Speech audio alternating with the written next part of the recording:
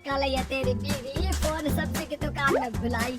वो तो भला है कि पहले भी 5 बार भूल चुकी है, तो लोगों को पता है कि ये मोबाइल तेरी बीवी का ही है। अरे तो कौन सा आईफोन है जो लोग दबा लेंगे? तो कौड़ी का फोन है, ना लाइट चलती है ना आवाज आती है, बस नाम का फोन है ये, नाम का। अरे नाम के फोन पर तो घंटों पंचायत करती है, न जाने क्या काम होता है। अरे कौन से शहर बाजार में तू काम करती है? बहू सास से जीत तो सकती नहीं थी, वहीं से चली जाती है, लेकिन हाँ भूलने की आदत उसकी अब भी रहती है। सुनो, नहाने जा रहा हूँ, ऑफिस के लिए देर हो रही है, तो जरा ये शर्ट प्रेस कर देना। और हाँ प्लीज, और कोई शर्ट धुली नहीं है तो थोड़ा ध्यान से करना, ठीक है? अरे हाँ हाँ पता है, हर बात पे सिखाया मत कीजिए। इस घर में शादी करके तो ऐसा लग रहा है कि सामान्य ज्ञान की क्लास ही चलती रहती है, हर वक्त परेशान करके रख दिया है। पति नहाने जाता है और बीवी लग जाती है पति की शर्ट प्रेस करने की, तभी बाहर से आवाज आती है, कोई गरीब साधु को रोटी दे दे। अरे बाबा भूखा खड़ा है, तेरे द्वार देवी, बाबा को भिक्षा देकर पुण्य कमा ले देवी। ओहो, ये तो पुण्य की बात है कि बाबा दरवाजे खड़ा है। अब इसकी आवाज सासू माँ को सुनाई नहीं देगी, लेकिन मैं और ये कमरे में हल्के से बात कर ले तो क्या? अरे घूसी चली आती है। चलो पहले बाबा को ही रोटी दे देती हूँ। अब क्या था, रिंकी जाती है बाबा को रोटी देने, लेकिन पीछे छूट जाती है पति की शर्ट के ऊपर प्रेस, वो भी गर्मा गर्म। अरे बाबा रोटी तो ले लो, बस ये बता दो कि मेरी किस्मत कब जगेगी। ससुराल में हालात टेबल टेनिस के बॉल की तरह हो गए हैं, कभी कोई इधर फेंकता है तो कभी कोई उधर फेंकता है, कोई इधर मारकर उधर फेंक देता है। समझ में ही नहीं आ रहा कि ये भूलने की आदत कैसे ठीक होगी। कोई उपाय हो तो बता दो ना बाबा। बाबा घर के अंदर देखते हैं तो 1 घंटे बाद टीवी पर गजनी फिल्म शुरू होने वाली होती है। याद है ना, गजनी फिल्म जिसमें आमिर खान को भूलने की बीमारी होती है और वो हर बार को लिख कर याद रखता है। अरे बेटी, हम बाबा हैं, हर किसी सवाल और जीवन में दुख परेशानी का निजात है हमारे पास।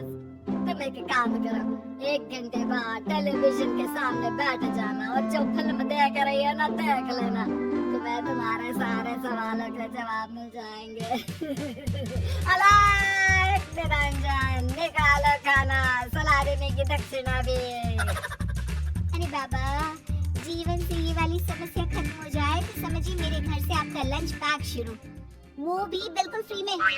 तभी अंदर से पति के जोर जोर से चीखने की आवाज आती है। अरे क्या मजाक बना रखा है तुमने? ये क्या है, पूरी शर्ट जला दी। तंग आ गया हूँ मैं तुम्हारी भूलने की आदत से। हे भगवान, ये मेरा गधा जैसा बेटा सारा दिन जितनी कमाई नहीं करता उतना तो ये लड़की नुकसान करवा देती है। बाबा, लग रहा है कि कोई कांड हो गया अंदर मुझसे।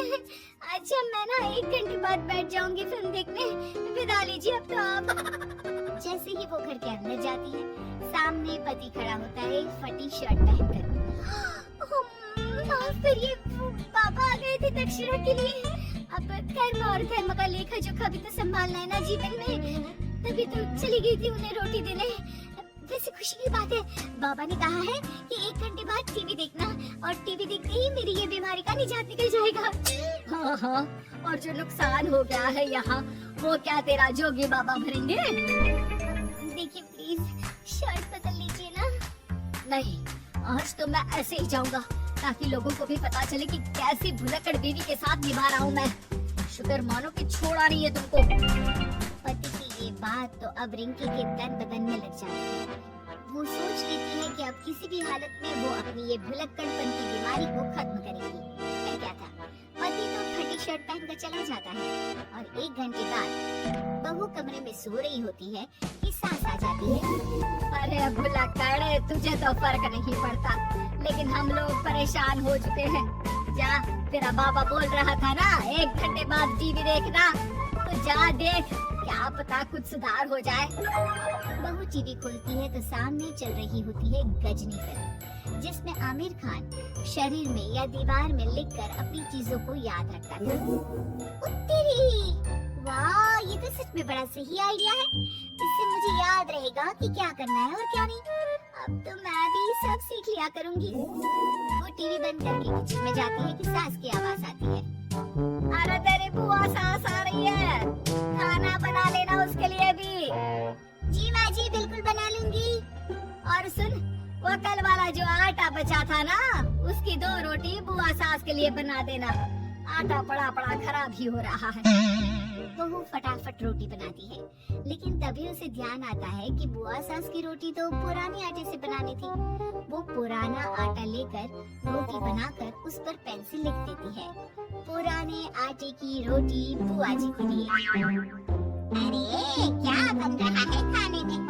भाभी, आपकी बहू की क्या हाल है? भूलने की बीमारी कम हुई या ऐसे ही तबाही मचा रखी है? अरे क्या बताए, अब आज किसी बाबा से उपाय पता किया है, देखो जरा। भाभी, ये आप ही हो जो संभाल रही हो ऐसी बहू। हम लोगों से तो पता नहीं हो पाता या नहीं। तभी वहाँ बहू आ जाती है। हाँ, तभी तो मैं इनकी बहू हूँ, आपकी नहीं। वैसे मैंने तोड़ निकाल लिया है। अब क्या था, बुआ सास जैसे ही खाना खाने बैठती है कि सास बोल पड़ती है। बहू, याद तो होगा नहीं जो बोला था? याद करो, बुआ के लिए कौन सी रोटी बनानी है, कहा था ना मैंने। जी सब याद है, सब कुछ ये लीजिए। लेकिन जैसे ही बुआ सास की रोटी उनकी प्लेट में आती है, वो जोर जोर से चिल्लाने लगती है। अच्छा, तो ये टोटका बताया है तेरे बाबा ने, जो कुछ भूलो लिख लो, क्यों? बहू को लगता है कि बुआ सास तारीफ कर रही है। अब क्या करे, याद रखने के लिए कुछ न कुछ तो करना होगा ना, वरना रोज रोज ताने बोलियां खा खा कर तो मैं परेशान हो गई थी। तो क्या कहा तेरी सास ने? बासी आटे की रोटी बुआ सास के लिए? हैं? पापा, अरे कैसी बात कर रही हो ना नजरानी, मैं ऐसा क्यों बोलूंगी? ऐसा आपको कैसे पता चला? क्योंकि तेरी भुलक्कड़ बहू ने ये लिखा है। बहू सबके सामने वो रोटी रख देती है जिसमें लिखा होता है, बुआ सास की रोटी बासी आटे की